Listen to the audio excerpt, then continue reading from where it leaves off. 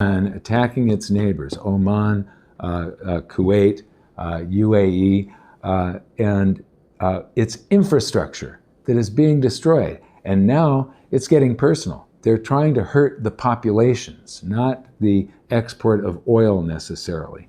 This is the water. I mean, without water in these areas, they die. This is really important.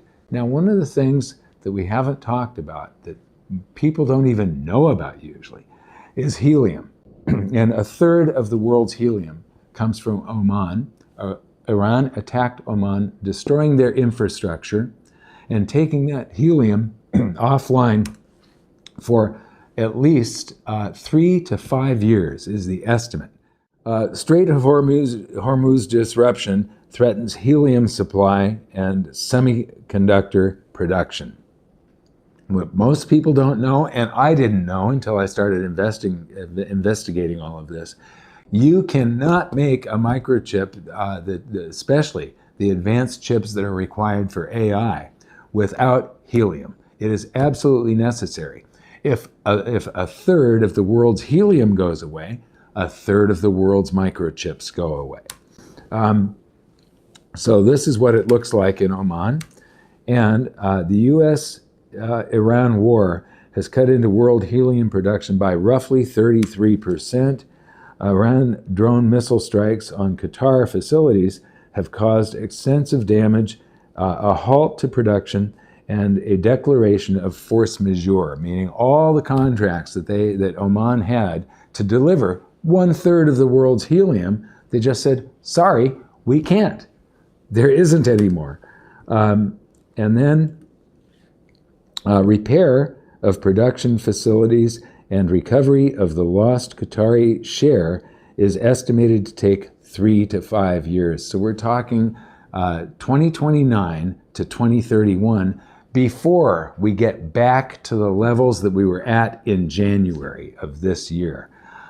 Chris Martenson talks about when it comes to if the economy is energy, which it is, and energy is the economy, which it is, that this 20% reduction of the closure of the Strait of Hormuz for oil will take us back to GDP levels of 2011.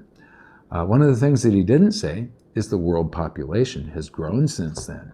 So per share of world GDP per person is actually going to be smaller. Probably takes us back to 2006 or even before. I don't know, I'll have to calculate that in the future.